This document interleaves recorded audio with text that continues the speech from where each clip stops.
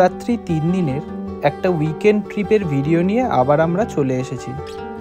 এই ট্রিপে জঙ্গল, ঝর্ণা আর সমুদ্র থাকছে, আর প্রধান স্থান পঞ্চলিঙ্গেশ্বর। গুড মর্নিং সবাইকে। ভোরবেলা 5টার সময় বাড়ি থেকে বেরিয়েছিলাম, এখন বাজে প্রায় 6টা। এসে পৌঁছেছি আপি দাদার বাড়ির কাছে।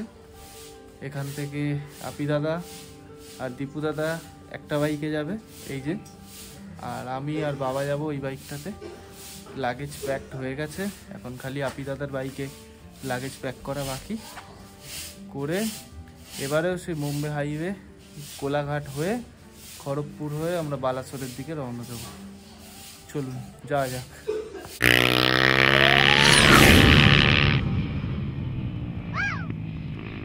দাঁড়িয়ে আছি দেবরা টোল প্লাজাতে। এই যে দীপু দাদা, আপি দাদা এইখানে আছে। মাঝখানে আমরা কোলাঘাটে দাঁড়িয়েছিলাম 5-7 মিনিটের জন্য চা টা খেয়ে। এখান থেকে সোজা চলে এসেছি। ইচ্ছা আছে এবারে খড়গপুরে গিয়ে ব্রেকফাস্ট করবো, কেননা বেকার কুয়াশা। হ্যাঁ, রাস্তা এটা কিন্তু ঠিক বলেছে, প্রচুর কুয়াশা। আমাদের দেখতে খুব অসুবিধা হচ্ছিল, তাও আমরা ট্রেনে চলে এসেছি। এখন বাজে 8:30। চেষ্টা করছি যাতে খুব তাড়াতাড়ি, যতটা তাড়াতাড়ি হয়, পঞ্চলিঙ্গেশ্বরে ঢোকার জন্য। তো দেখতে থাকুন। ঠান্ডার মধ্যেই আমাদের বাইক এগিয়ে চলল বালাসোরের উদ্দেশ্যে।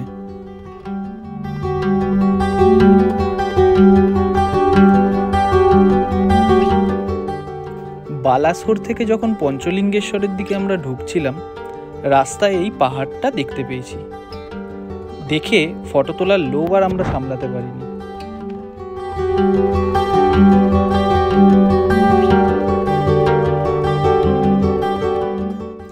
অবশেষে বেলা প্রায় 12:30 নাগাদ আমরা গিয়ে পৌঁছলাম পঞ্চলিঙ্গেশ্বর। এই আমাদের হোটেল। এই দেখুন জাস্ট লোকেশনটা, একদম পাশেই পাহাড়, ছোট্ট পাহাড়। এখানে পুরো পার্কিং এরিয়া, নিচে খাবারের জায়গা রয়েছে। এই যে এখানে আমাদের বাইকটা পার্কিং করা রয়েছে, এই দুটো। ওই যে ওপরে আপি দাদা দাঁড়িয়ে। সিঁড়ি দিয়ে উঠে গেলেই দেখুন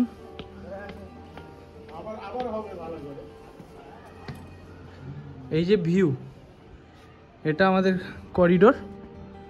এখান থেকে পুরো ভিউটা দেখুন।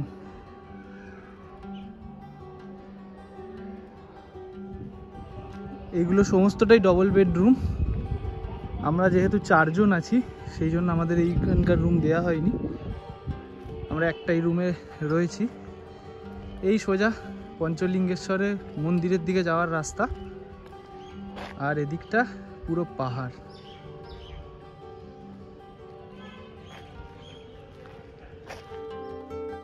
সবার আগে হোটেলে ফ্রেশ হয়ে লাঞ্চ করে নিলাম, তারপরে গেলাম আমরা সোজা পঞ্চলিঙ্গেশ্বর মন্দিরের উদ্দেশ্যে। এটা পার্কিং লট।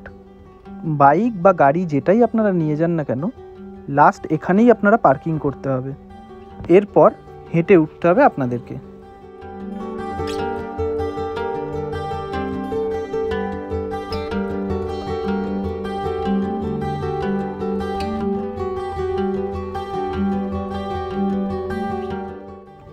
এখান থেকেই শুরু হচ্ছে পঞ্চলিঙ্গেশ্বর মন্দিরে ওঠার সিঁড়ি।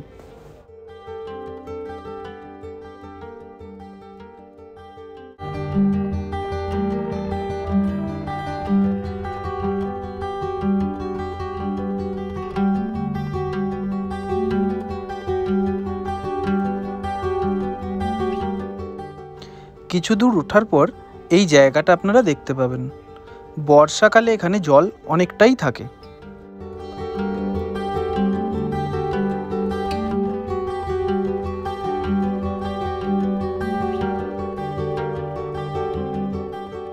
পঞ্চলিঙ্গেশ্বরের যে শিবলিঙ্গ, তা কেবল আপনারা শুধু অনুভবই করতে পারবেন। যে জলরাশি বয়ে যাচ্ছে তার মধ্যে থেকে হাত দিয়ে আপনাদেরকে অনুভব করতে হবে পঞ্চলিঙ্গেশ্বর। তবে তার পাশে কিছু শিবলিঙ্গ রাখা রয়েছে যেখানে আপনারা পুজো করতে পারবেন।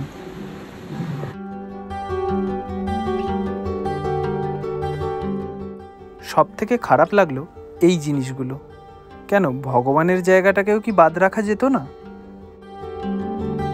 যাই হোক, পঞ্চলিঙ্গেশ্বর মন্দির থেকে আমরা বেরিয়ে গেলাম রাজবাড়ি দেখতে।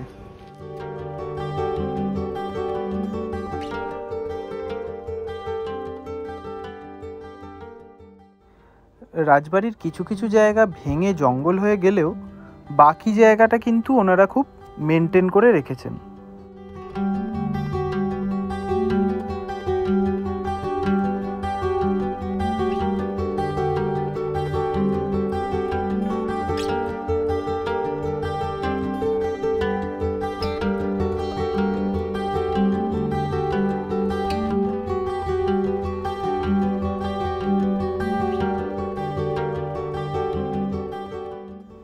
এটাই রাজবাড়ির সিংহদুয়ার।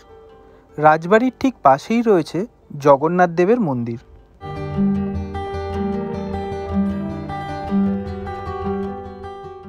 এই মন্দিরের ভেতরে ফটো বা ভিডিও তোলা বারণ, তাই বাইরে থেকেই যেইটুকু পারলাম আমরা দেখালাম।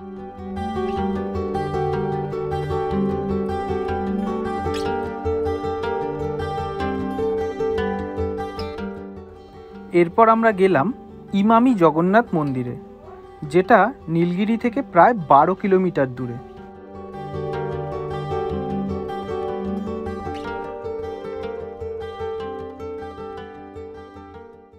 এক্ষেত্রে আমি আপনাদেরকে সাজেস্ট করব সবসময় এই জায়গাটা সন্ধেবেলাতেই আসবেন, তাহলে বেশি ভালো লাগবে।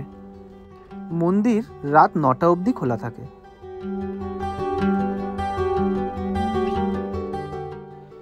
এই মন্দির ঘুরতে ঘুরতে আমি আর আপি দাদা আলোচনা করছিলাম আমাদের খিদিরপুরের জগন্নাথ মন্দির আর স্বামীনারায়ণ মন্দিরের ট্রিপের কথা। আই বাটনে লিংক দিয়ে দিলাম, দেখে নিয়েন।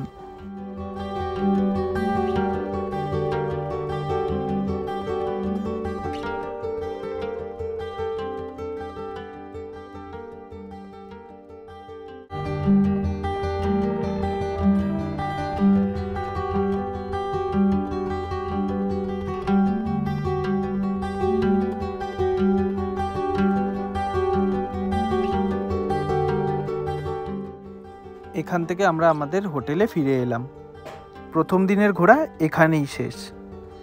কালকে যাব দেবকুণ্ডের উদ্দেশ্যে। দেখে নিন এই হোটেলটাকে রাত্রিবেলা কিরকম লাগে। এখানে পুরো পার্কিং লট, এইখানে থাকার জায়গা বেশ সুন্দর করে আলো দিয়ে সাজিয়েছে। এদিকে কিছু কমন ডাইনিং হল, বাথরুম রয়েছে, সোজা খাওয়ার জায়গা। এখানে কিছু কিছু জায়গায় বসার জায়গা করে রাখা রয়েছে, যেখানে সবাই বসতে পারে। ওইখানে ওপরে আমাদের রুম। আর এখন পাহাড়ের জায়গাটা পুরো অন্ধকার, কিছু দেখা যাচ্ছে না। এখানে আমার বাইক রাখা রয়েছে। সো এখন ডিনার করে ঘুমাবো। কাল সকালবেলা আপনাদের সাথে আবার দেখা হচ্ছে। Good morning. এখন বাজে ভোর 6টা। এই দেখুন হালকা কুয়াশা।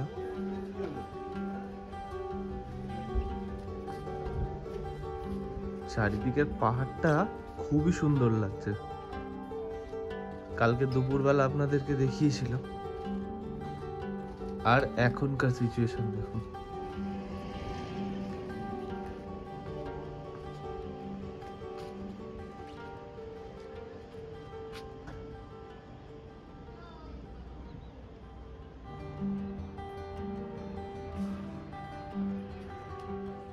তো এখান থেকে আমরা এবার বেরোবো।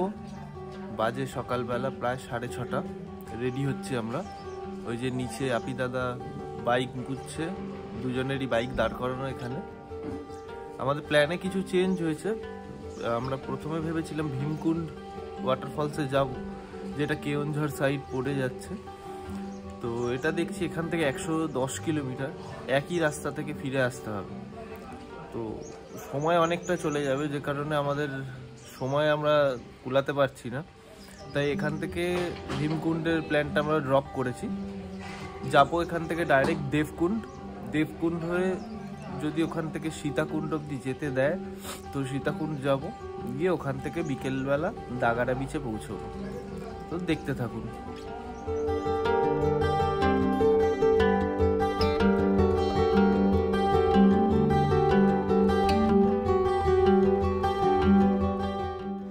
দেবকুণ্ড ওয়াটারফলস শিমলিপাল জঙ্গলের মধ্যেই পড়ে। গেটে ঢোকার মুখে ফরেস্ট অফিসারের কাছে প্রত্যেকের নাম আর মোবাইল নাম্বার লিখে তবে ভেতরে ঢুকতে দেয়।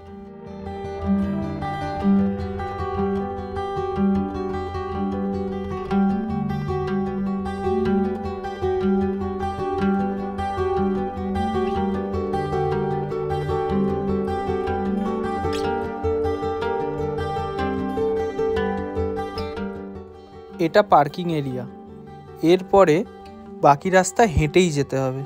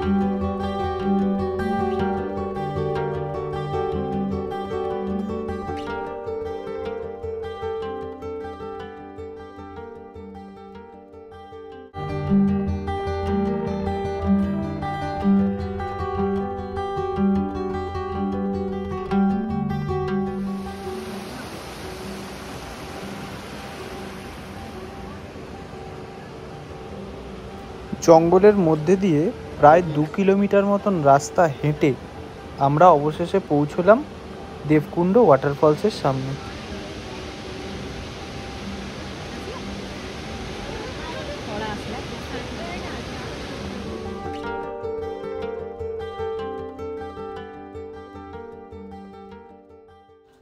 ঝর্ণার ওপরের দিকে একটি দেবী দুর্গার মন্দির রয়েছে।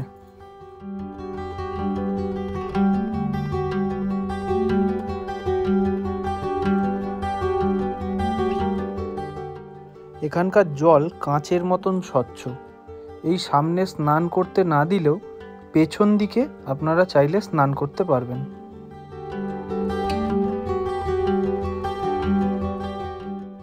ওয়াটারফলসের পাশ দিয়েই পাহাড়ের গা বেয়ে প্রায় 300 সিঁড়ি উঠলে আমরা ওই মন্দিরে যেতে পারি।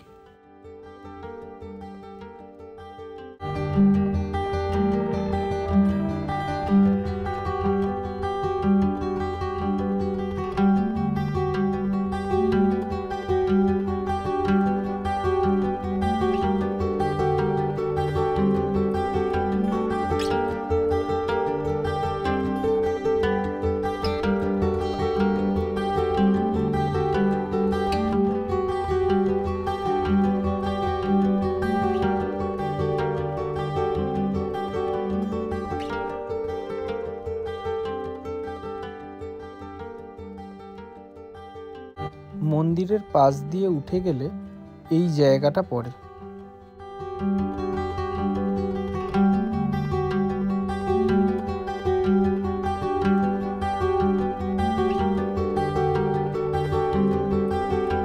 দাঁড়িয়ে আছি এখন দাগারা বিচে। কালকে দেবকুণ্ড ঘোরার পর আমরা গেছিলাম সীতাকুণ্ডর দিকে, কিন্তু দুঃখের বিষয় ওখানে 12টার পরে বন্ধ করে দেয় এন্ট্রি, তো যেটা আমরা জানতাম না। তো সেখান থেকে সীতাকুণ্ডতে আমাদের ঢুকতে দেওয়া হয়নি, তো ওখান থেকে ফিরলাম আমরা দাগারা বিচে। আস্তে আস্তে সন্ধে হয়ে গেছে, কোনো ফটো বা ভিডিও ওঠানো হয়নি।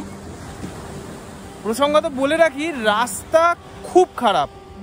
যদি 100 পয়েন্ট দেওয়া হয় আমি 1ও দেবো কিনা সন্দেহ আছে।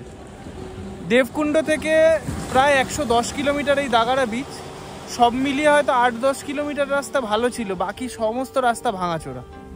আর দাগারা বিচের শেষ 18 কিলোমিটার রাস্তা তো একদমই ভাঙাচোরা, যেটা আসতে প্রায় আমাদের 1 ঘন্টার ওপর লেগে গেছিল। এই দাগারা উড়িষ্যার একটা অফবিট বিচ, পুরো নির্জন। বলে নাকি এখানে প্রচুর লাল কাঁকড়া রয়েছে। কিন্তু আমরা সকালবেলা গিয়ে একটার কাঁকড়াও দেখতে পাইনি।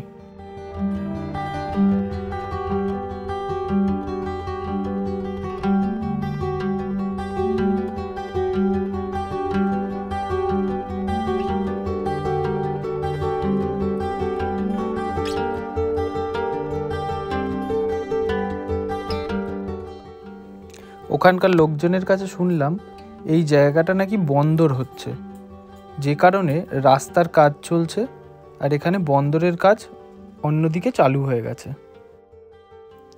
আমরা বিচ অবধি বাইক নিয়ে গেছিলাম, বেশ মজাসে এখানে আমরা বাইকও চালিয়েছি।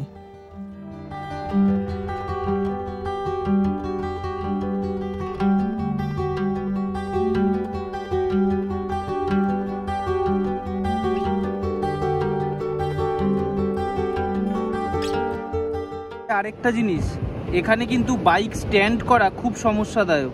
দেখুন আমার বাইকের স্ট্যান্ড কিন্তু বালিতে ঢুকে রয়েছে, কোনোভাবে সাপোর্টে বাইকটা দাঁড়িয়ে রয়েছে। তো খুব সাবধানে যাই করুন, খুব সাবধানে।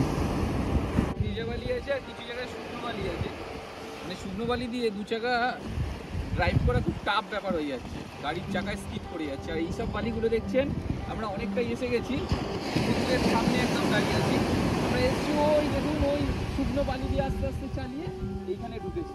এখানে তবুও আমরা আস্তে করে চালিয়ে, কিন্তু ওইখান দিয়ে আসাটা খুব টাফ ব্যাপার, গাড়ি স্পিডে চালিয়ে আসতে হবে।